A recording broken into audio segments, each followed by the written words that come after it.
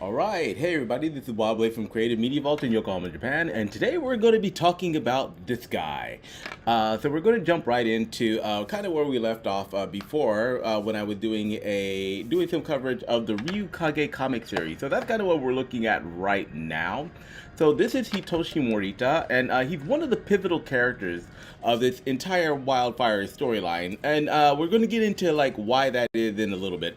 But for those of you who might be visiting my channel for the first time, I am a writer, a game developer, and a storyteller. So I've got like my own universe of characters that I've been working on for like the past couple of decades, right?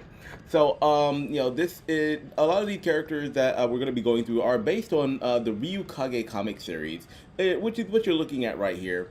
And this comic series is actually a prequel series to my published novel, WildFIRE Legend of the Ryukage Clans, which was published like way back in 2007. And then I decided, I'm like, well, maybe I should tell how, explain how the actual story got started. So if you come over here, what you're looking at is Hitoshi, some new artwork that for Hitoshi that I just uploaded to my Kickstarter for this series a couple of days ago. So let's go check that out. This is the Kickstarter that I just launched like last week, and this is for the WildFIRE Expanded Universe. Which is so it's for WildFIRE Expanded Universe, and I'm starting with Story Arc 1, which actually is continuing the comic series the original comic series. So that's kind of what this is about. But while I'm doing this Kickstarter, I'm like, well, maybe I should go back and explain like a little bit of the lore behind the character that people will find in this series. To give a little bit of background, because there's a lot of stuff in this comic series that I will not necessarily be able to cover in the comics. Because this storyline is huge. We're talking about a multi-generational storyline here. So there's just not a lot of stuff that I'm going to be able to shove into 26 issues of this comic series, right? So for that reason, that's why I actually created a Patreon page. So a lot of the additional lore that you will not find in the comics will be found on my Patreon page, which is kind of what you're looking at here. And so, if you want to know more about the characters or get more about the lore, the world building, and the background of the storyline, then my Patreon and YouTube is where you want to be. I just posted a video a few days ago, which is Ryukage issue number 1, Comics Explained, where I kind of explained the whole story behind the issue that you just saw on the screen. So this issue number 1. But even during the explanation of that series, I didn't necessarily have a lot of time to get into the background of these characters. So that's what I'm going to be doing today, starting with Hitoshi. So I kind of figure I'm going to do this with characters that you'll, in kind of like the sequential order that you'll start to see the characters pop up in the comic books, right? Because this series is huge and it has a lot of characters, starting from across all 3 major story arcs of WildFIRE. So today we're just going to start with this guy because he has been introduced in the comics. So this guy is Hitoshi Morita, and we'll view him in the comics. So this is Hitoshi Morita. At this point in time, he is about 63 years old. And he is currently living in a place called Izumo, Japan, on the western side of Japan, close to the Sea of Japan. And he's basically kind of living a quiet, normal life with his wife, Megumi, and they have 6 daughters. So Hitoshi, he is basically for the past, since he left the army, the Japanese military, he had been traveling. He became a traveling merchant, and he just his job is basically sailing on ships, going to different countries across Asia, and the rest of the world, and selling spices, trading and stuff like that. So he'll be gone for about he leaves his family for maybe 8 months to a year, and then he comes back home. And then he spends some time with them, and then he goes back out. So that's basically his job. That's what he does. This is just a character spotlight. So what I'm going to do is I'm going to show you some of the newer art for Hitoshi. So I'll do a quick search up here. Where's my search bar? Oh, hold on. Let me go to post here. So I'm gonna bring up like some additional images and stuff of Hitoshi. So I am a traditional artist. So a lot of this started off with traditional artwork, just like pen on paper and stuff like that. But now that I have access to modern tools, I figured I'll use that to help me tell the story of the Ryukage a lot faster because I have like so much storytelling to do. So we're gonna just like jump into Patreon here and type in Hitoshi. What?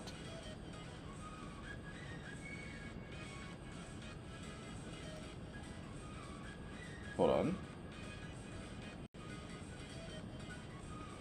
Okay, yeah, that's something kind of messed up with my YouTube here. Give me a second. Yeah, so let's see. What do we have? Oh, so yeah, we're just gonna pull up Hitoshi's profile here, and I'm gonna give you like a little bit of additional background about this guy that you're not gonna find in the comics because I'm not really gonna focus so much on telling that part. Here are some additional images of him that you'll find on my Patreon page. So this is him fighting the Kurogami demon, the first Kurogami demon that is released from the demon gates, and that's something that we discussed late that we kind of went through in my last stream when we were talking about this. That's just him kind of fighting this dog. Yeah, and doing a pretty good job of it, by the way. Right, so let's see. But when it comes to his actual history, not really so much is known about Hitoshi's history. Here's like a video that you can catch up on YouTube. But yeah, we'll start here with his character profile. So the way that Hitoshi's story starts is, when he was born into like a kind of like a poor family.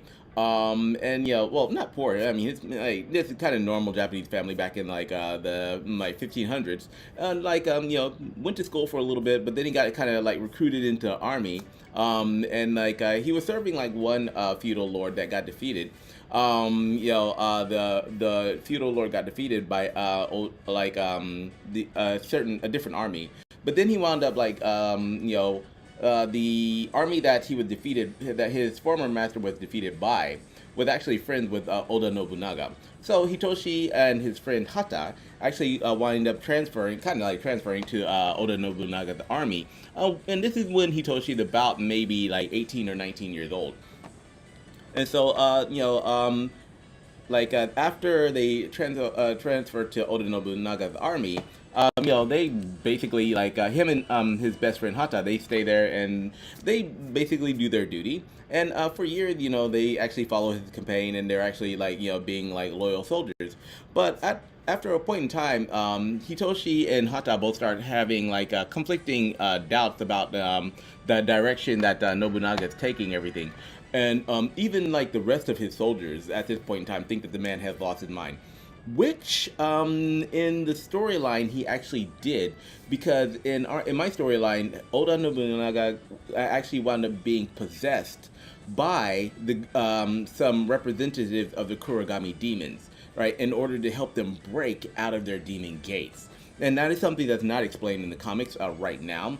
I'll briefly touch over it, but the storyline is going to progress so fast with 26 issues. I'm not going to have a lot of time to just seriously just devote to telling the story of Hitoshi's time and his time with within the Nobunaga army.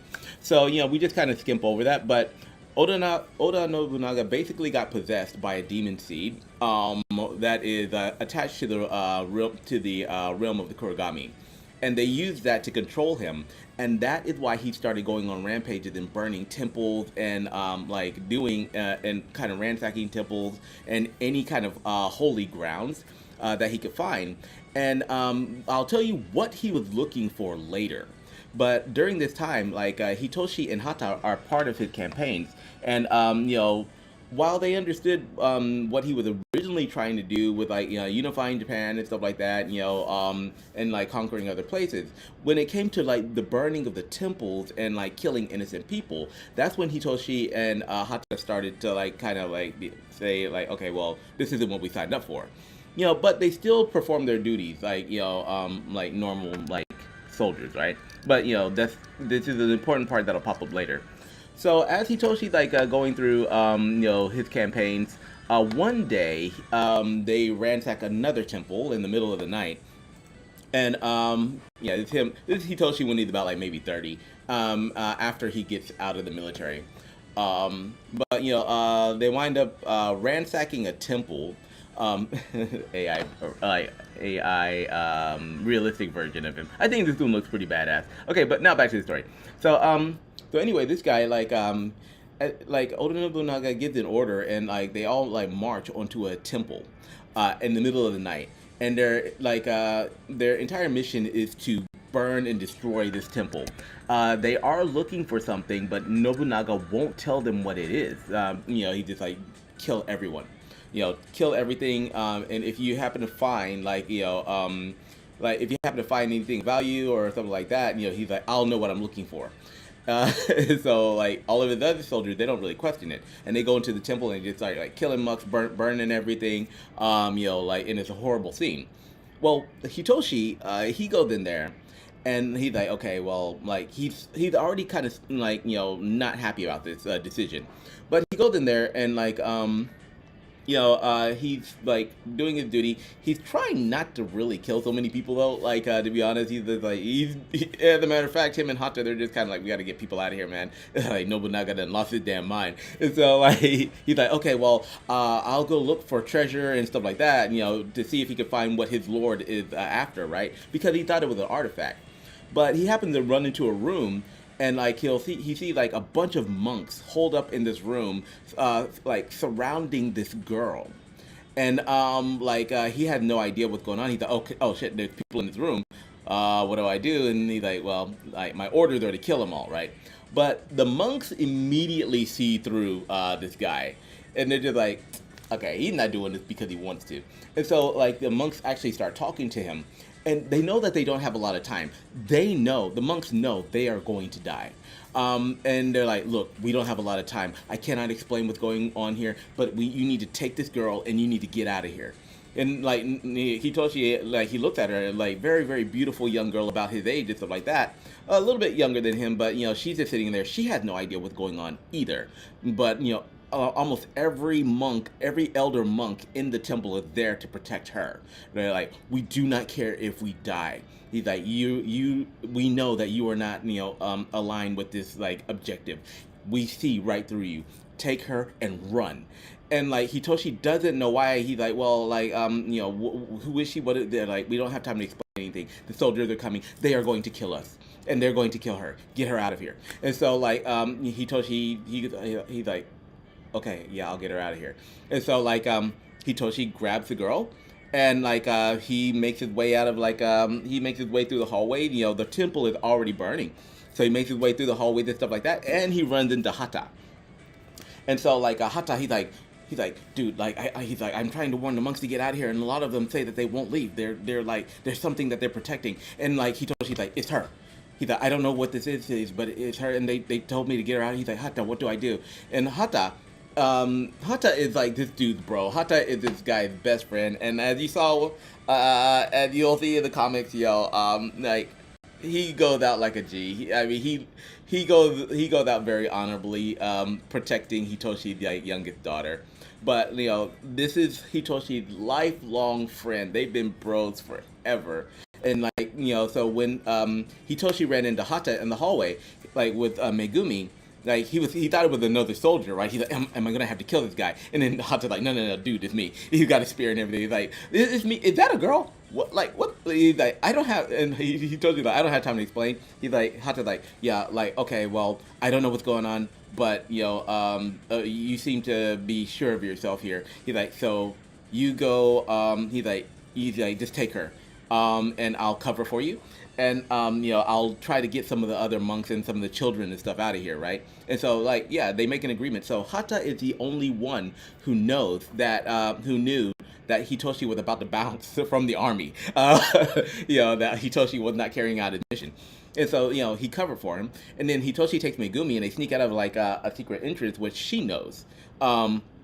and the monks kind of told him about, and it leads to the like a passage to the back of the mountains, right? And so he takes this girl, takes Megumi.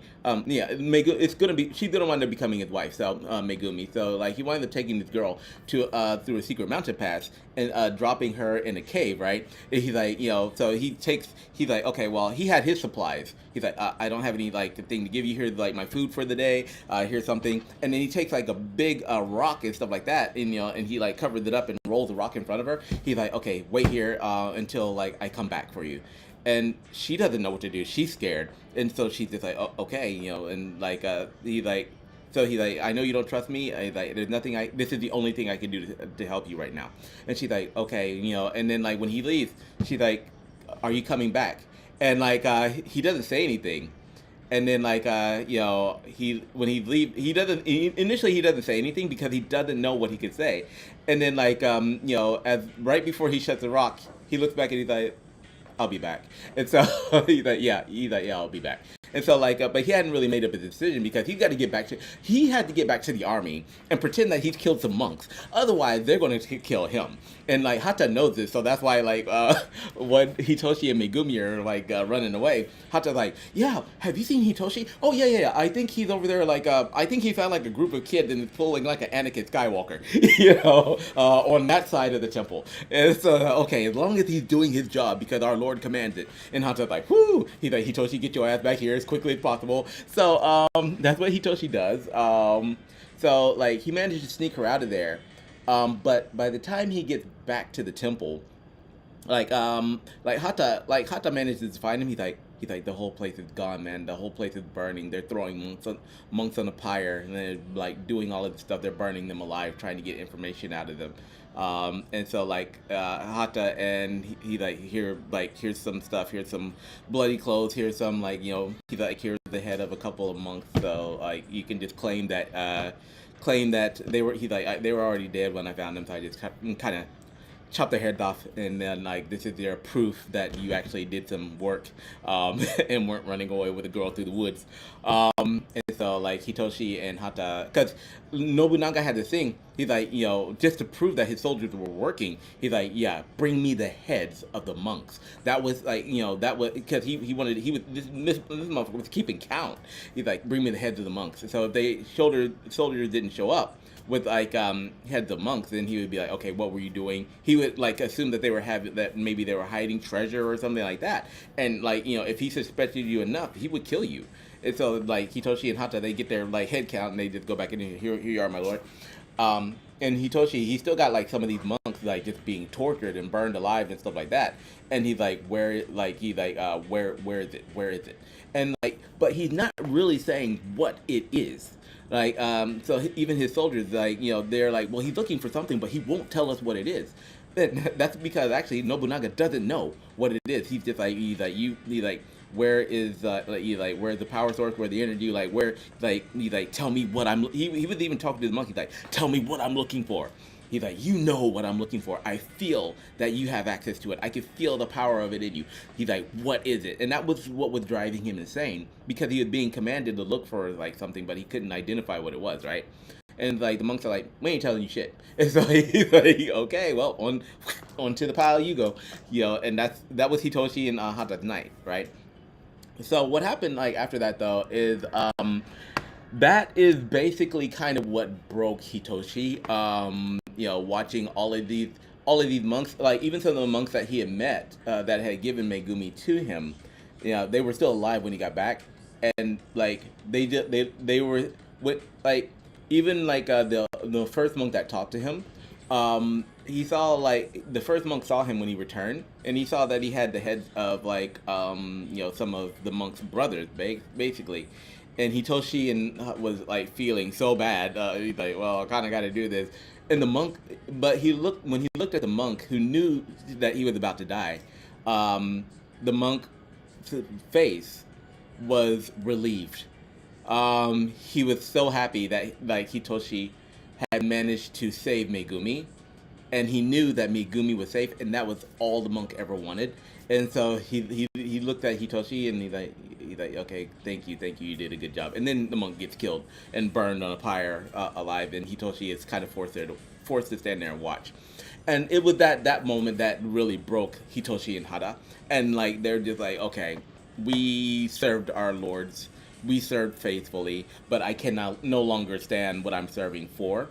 So they're like, okay, well, how are we going to get out of this, right? Because I mean, at that point in time, like just bouncing from the army wasn't necessarily like the best option for a young samurai. So what they do is they're like, okay, well, we will continue to see that we cannot let anybody know that we are against this. So they're just like, we can't let anybody know that we're against this. We have to kind of continue to play our role. But fortunately, like for Hitoshi and Hata, they were not the only soldiers that felt this way. That felt like a Nobunaga was losing his mind and weren't totally not on board with this campaign. They're like, before it was like destroying other armies, unifying Japan, like trying to get everything like in order. But what is this? Why are we attacking temples and burning monks and asking questions that nobody can answer? And so that, like, fortunately, like a lot of the older soldiers and a lot of the generals who were backing Nobunaga that also hadn't been corrupted, they started asking like some of the same questions. And they're like, okay, yeah, we're not on board with this shit, right? But for a few years, like Hata and Hitoshi, they had to kind of continue to kind of play the role and like be of servitude to Nobunaga, right? But what happened is like eventually Nobunaga decided to split his army into a couple of generals, under a couple of generals, so that he could try to like conquer more territories, right? And they're like, okay, we need somebody to go with this general and then we're gonna go this way and we're gonna try to attack these guys from here. And we're gonna burn all of these temples. You guys go over there and like attack those temples and burn all of those temples. Well, so he kind of split his forces into like 3 or 4 different factions, right? Unfortunately, Hitoshi and like and Hata, they're like, oh, dude, this is our opportunity to get away from this monk. So like, they said, like, I will go with this army, and we'll both go over here, And their general also was one of the kind of dissenters, and he's like, okay, yeah, yes, my lord, we will go there, we will conquer these lands, we will like burn all these temples, and we will like send anything of value back to you, any information that we get. And then, like, as soon as they're like, okay, yeah, let's go do that. And then, like, they all get on their horses and, like, start their march towards another area. And then, like, as soon as the general gets out of Nobunaga's, like, range, he's like, yeah, what he just said, we're not doing any of that shit.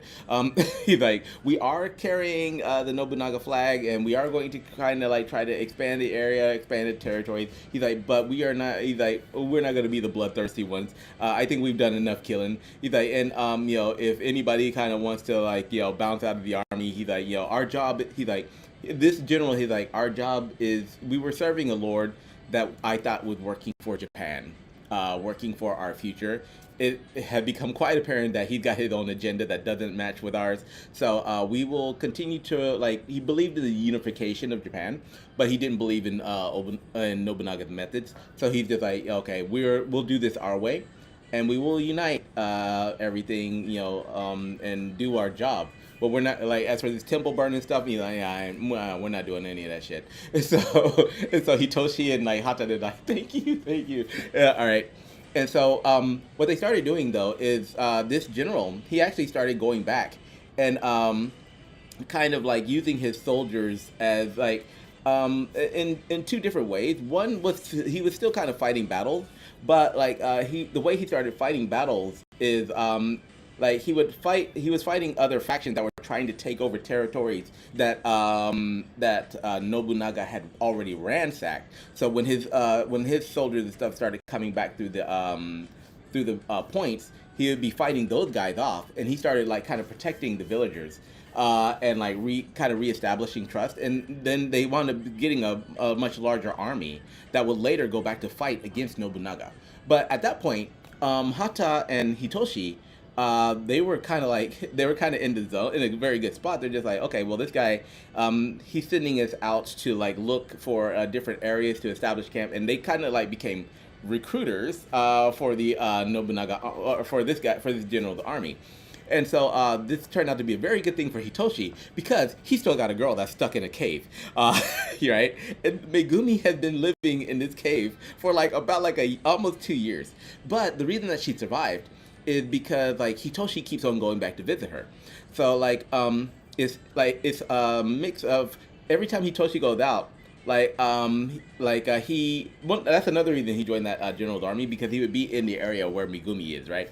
So every time Hitoshi would go off somewhere, then Hata would kind of cover for him, and so but he kept on he would always every time he had a chance, he would always go by and drop her off supplies, and they were in a nice. He was also worried about bandits in that area finding her, so he was always checking up on her, bringing her supplies, bringing her stuff like that, and he kept on doing this consistently for years. So of course, they started to kind of fall in love with each other, right? Because he was really her only human contact, and he kept it that way because he didn't know why Nobunaga wanted her, right? So nothing was ever explained to either to him, and Megumi, she doesn't know. So every time he kept on asking her questions like, "What are you like? Why are they after you?" And she's like, "I don't know. Because Megumi, she grew up, she didn't know her family, so she had no idea who her parents were. She was just raised in the monastery." And the monks would not explain anything to her, but they would never let her go outside. They would never allow her to do anything. And she was always surrounded by the monks and the priests and stuff like that, right? And so that was her whole life ever since she was a baby. So she has no idea. So no matter how much Hitoshi asks her or questions her, she can't give him any answers about any of that stuff, right? So eventually Hitoshi just kind of gives up. He's like, well, she obviously doesn't know anything, and there's no text or background on her that I could find, because that temple was burned. So he's like, well, I'm just gonna keep on feeding her and stuff like that. But damn, she's starting to look hot, and so eventually they fall in love, and they decide to get married and stuff like that, because they actually become boyfriend and girlfriend, and the cool thing about at this point Hitoshi's not really able to cover this forever. So in Hata, every time somebody shows up and Hitoshi's not there, Hata's the one that's kind of yeah, I think he's hunting for food or something like that, right? So eventually his general is his general is he told he's got a girlfriend, don't he? He's and Hata's yeah, he's got a girlfriend. He's like, okay, yeah, he's kind of figured, no guy keeps on vanishing that often for that long for no reason. He's like, okay, look, and he has been performing his duties, so he's like, I'll let him slide. He's because this general believed in a future for Japan, which also meant that he believed in the future having. He believed that he was fighting to have for his soldiers to have a future as well. So he was all supportive of his soldiers finally giving up the battles and going to starting to live their lives. He's so as soon as this battle, if it's one more battle and all of this shit will be finished, and then you guys can go finally reap the rewards that you've been fighting for. That was his philosophy. Now, Nobunaga, on the other hand, the group that he carried, they were just going on. They were just killed. They were still their reign of blood just kept on going on that side, right? And they were still burning temples and doing all of this crazy stuff and just looking for stuff. But this other general, he's yeah, we're not gonna do that. He's protect the people, start building your land, start getting our army, because Nobunaga is eventually going to come back. And at that point in time, he's we're carrying his banner because it's recognizable, but we need to change this shit to something else, because we're going to wind up fighting this guy when he comes back. And that's eventually what happens, right? But at that point in time, though, by the time that happened, Hitoshi was already out. So eventually the general is just he walks up to Hitoshi. When he catches Hitoshi trying to sneak off somewhere, he's okay, stop. He's you're a good soldier.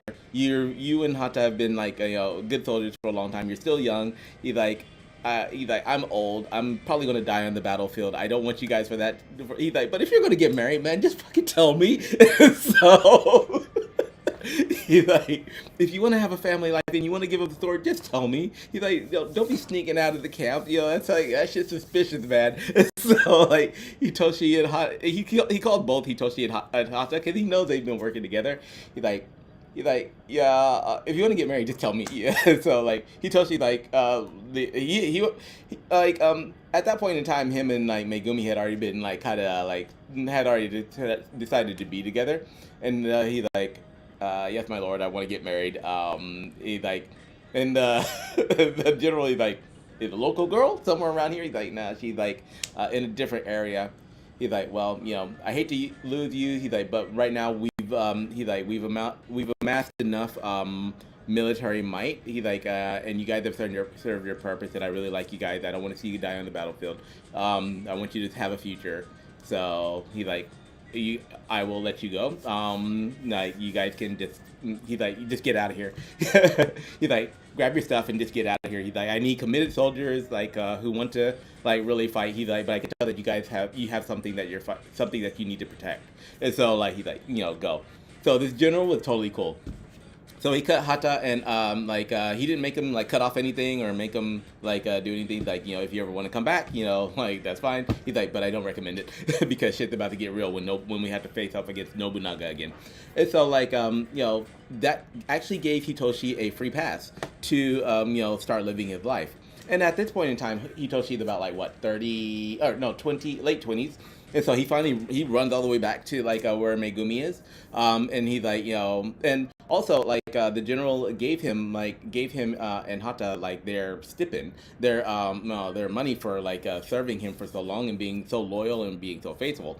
He's like, yeah, here's your money, grab your stuff, grab your money, like, and he paid them very well. He's like, now your mission is to go live your lives. And so like Hitoshi runs back. He opens up the rock. He's like, hey baby, like he's like, I'm free. I'm out of the army, and guess what? I got money. And so like Megumi is she's never actually been in a position to where she had to go shopping.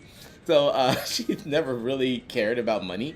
And she thought, oh, okay, that's nice. Well, finally, you could come stay with me at the cave. And so the whole time he was gone, what she's been doing is she's been decorating the cave and like she cleaned that whole thing out. And dug out extra rooms and shit for them. And so she's just been, her whole thing, because she's never lived in a house. She's only lived in a temple. And so like, she's like been like the whole time, whole 2 or 3 years, she's just been working on that cave, right? And like carved out this nice little bedroom for them, had a kitchen and everything. And he showed up, he's like, we got money. And so she's like, oh, okay, that's nice. We can buy more stuff for the cave. And he told you like, what? So he's like, no, baby. He's like, we're moving.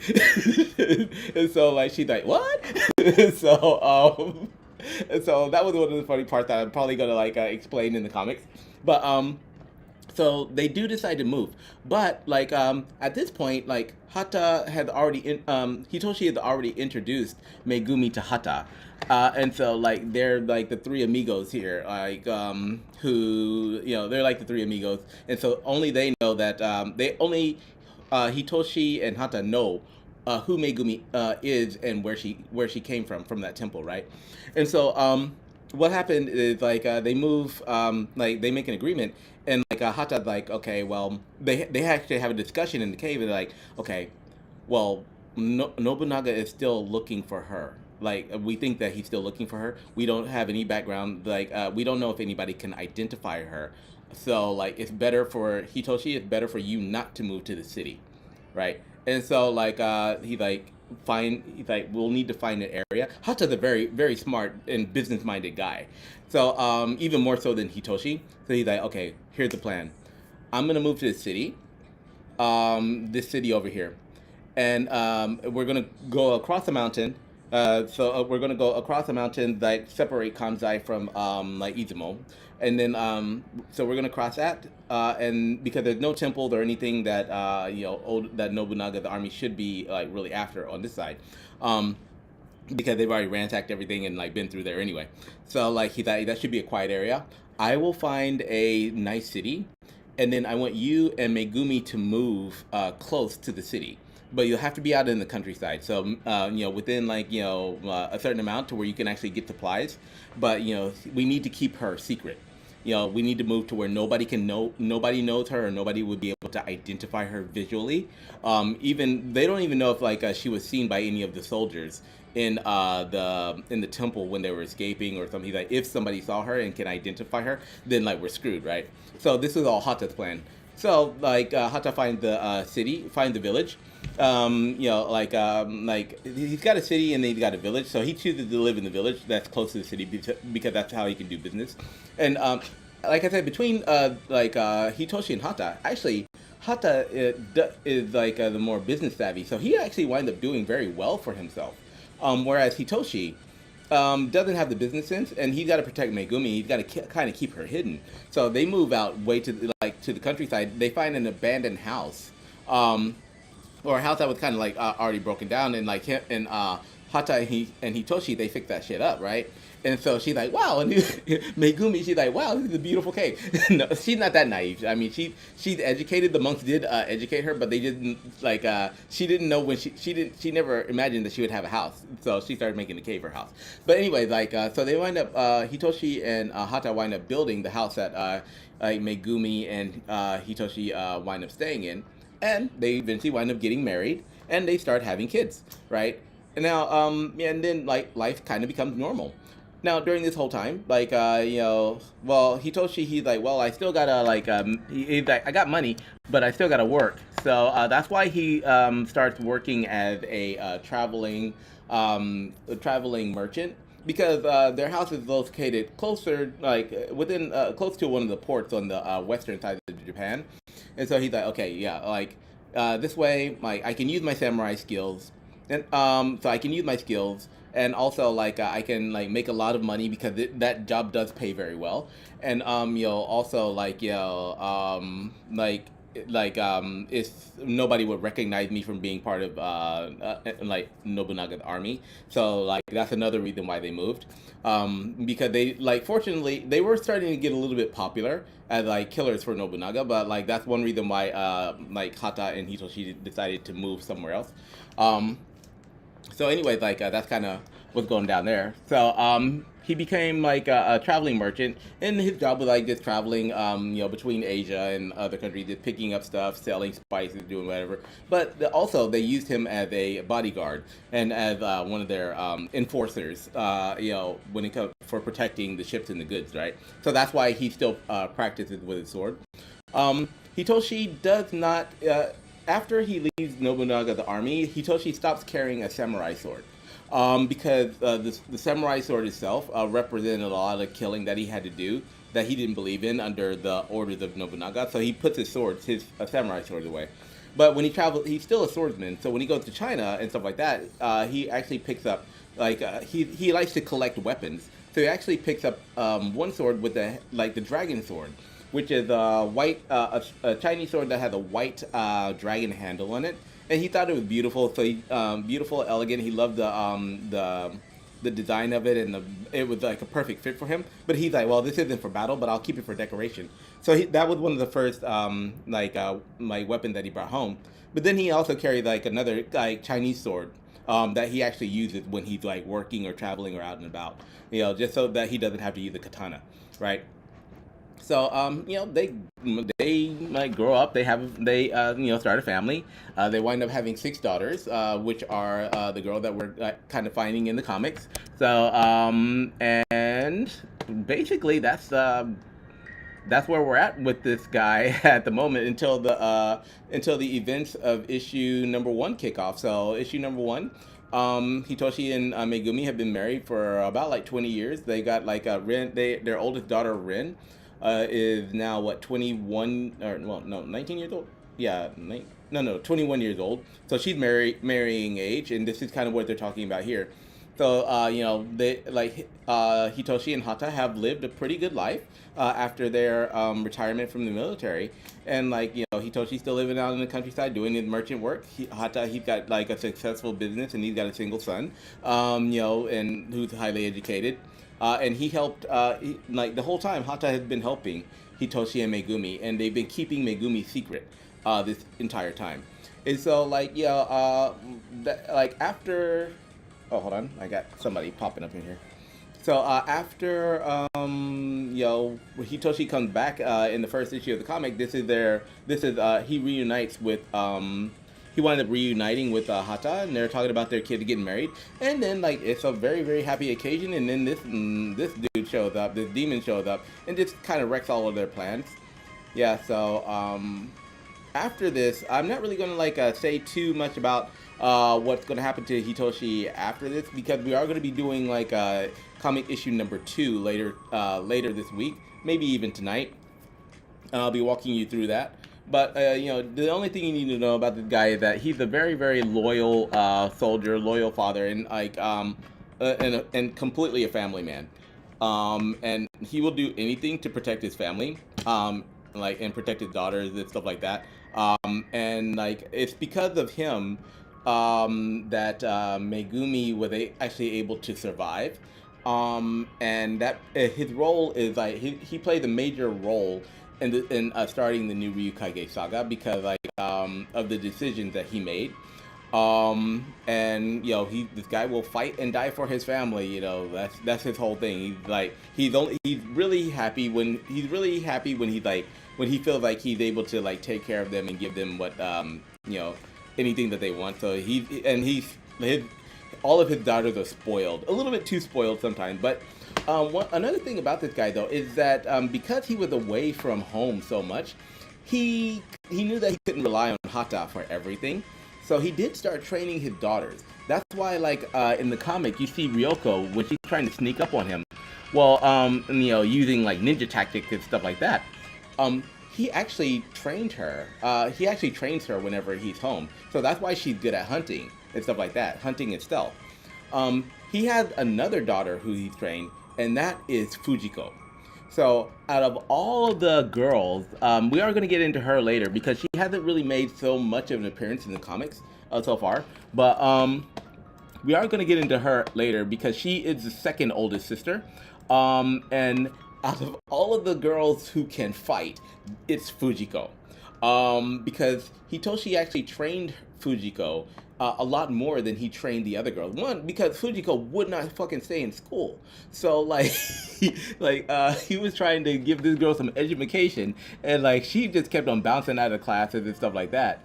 So he wanted Fujiko to kind of follow the same path as Rin, to be his oldest daughter, to go to Hitoshi's village and go to Hitoshi's town, and then where the school was, and then get education, right? And that worked for Rin because she's the oldest daughter, but for Fujiko, she's just too wild. So after they decided to keep Fujiko home, Hitoshi's like, well, in that case, I want you to just support your oldest sister, and kind of take some of the pressure off of her. So he taught this one how to fight. So Fujiko is actually the most skilled physical fighter of all of the girls. So he taught her she's good with swordplay, she's good with ninja techniques, she's good with stealth and stuff like that because she learned that from her father, right? And so when Hitoshi is gone, Fujiko is actually the guardian of the family.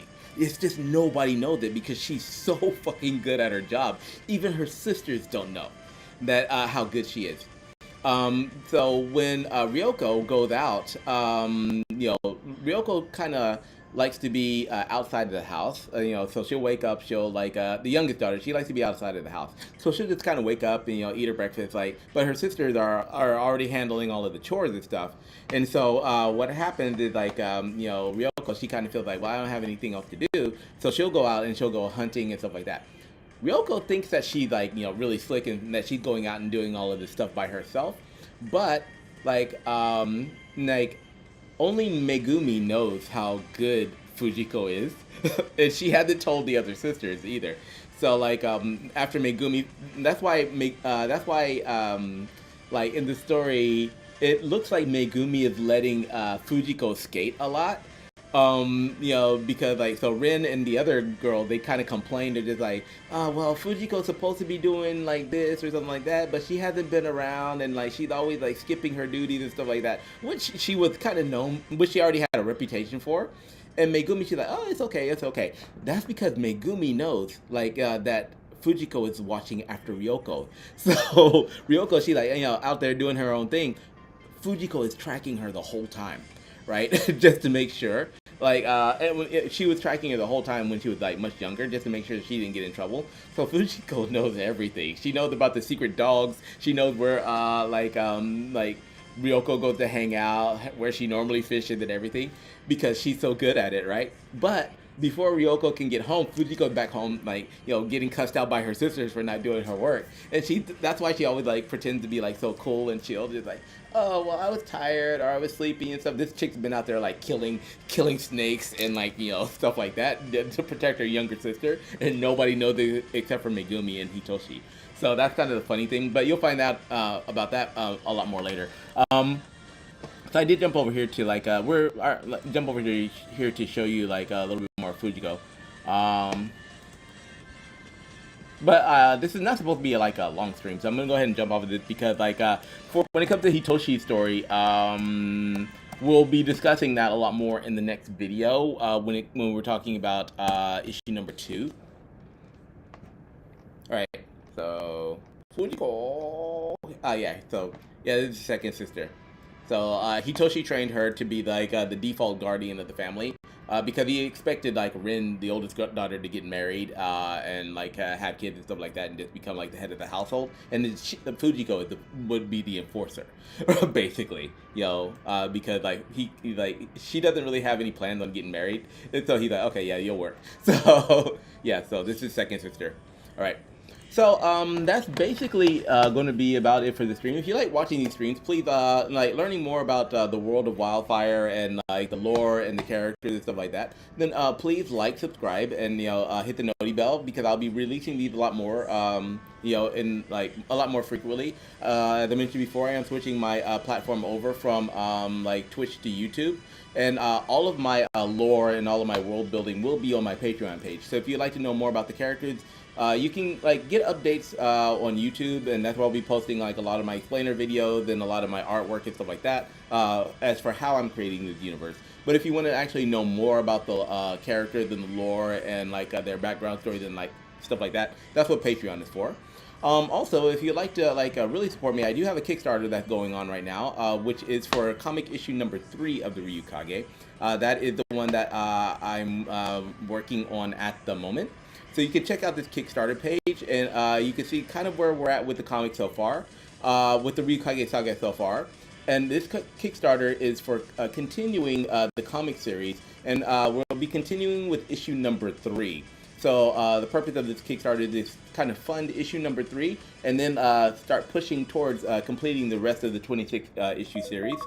And that's my alarm clock. All right, so completing the rest of this Ryukage comic series, and we need to complete this Ryukage, the rest of the comic series, because this comic series is actually a prequel to this book, the original WildFIRE book, which actually has all of the main WildFIRE timeline characters in it.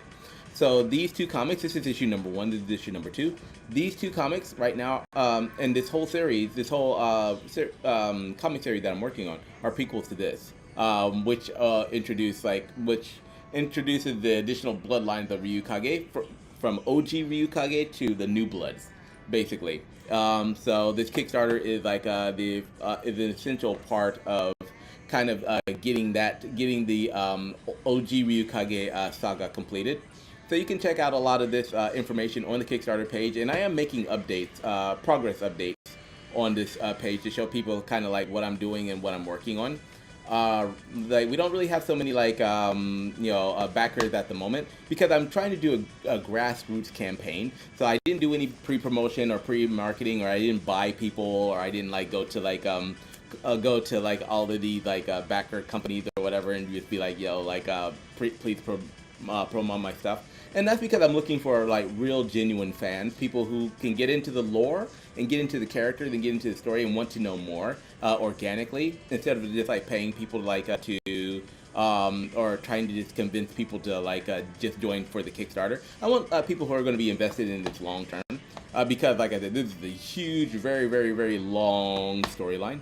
So if you haven't checked out the Kickstarter page, I'll put a link to that in this video, and I highly recommend that you check it out. It's a free read anyway, so, like, and you can see kind of where I'm going with the Ryukage, with this whole WildFIRE universe. So phase 1 is the Ryukage, which is what we're talking about right now, and then it goes all the way through, like, I have about, like, 5 to 7 different phases. This is the next comic that we're going to be working on, that I'm currently working on. This is issue number 3. right? So yeah, definitely check this out and check out all the new artwork and see where the campaign's going. But I will be doing these type of character breakdowns every now and then, just to kind of introduce you to like who the character that you'll be finding throughout the Ryukage comic series. And so that was an intro for Hitoshi. So please feel free to leave your comments, like, subscribe, and I will check you out in the next video. I'll be streaming like maybe maybe Overwatch today later because it's Thursday morning. But I will be streaming on YouTube today, like some gameplay just between like comic development and stuff like that. So if you like to watch me play video games, and if you like to watch me make comics and make video games, then please like, subscribe, hit the noti bell, and so that you'll be notified when I'm streaming. And I will see you in the next video. Everyone have a good one, and bye for now.